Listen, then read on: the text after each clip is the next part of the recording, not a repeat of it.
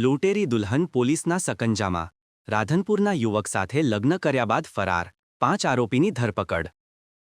રાધનપુરમાં લગ્નના બહાને એક યુવક સાથે 10 લાખ રૂપિયા અને ઘરેણાંની છેતરપિંડી થઈ છે. આ કેસમાં પોલીસે 5 આરોપીઓની ધરપકડ કરી છે.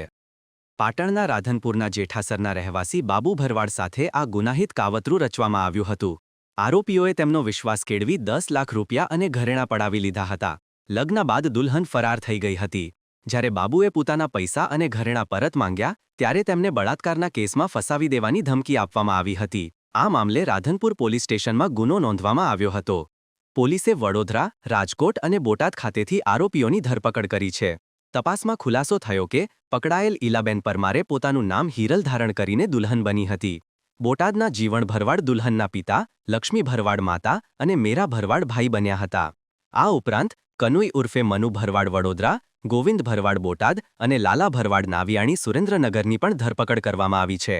પોલીસે છેતરપિંડીથી મેળવેલી રકમ પૈકી ₹1.5 લાખ, 5 મોબાઈલ ફોન અને એક સોનાની વીંટી સહિત કુલ ₹2,27,000નો મુદ્દામાલ રિકવર કર્યો છે. રાધનપુર પોલીસ આ કેસમાં વધુ કાયદેસરની કાર્યવાહી કરી રહી છે. Byte Paresh Renuka, DSP Radhanpur. Reporter Anil Ramanuj, Radhanpur, Patan.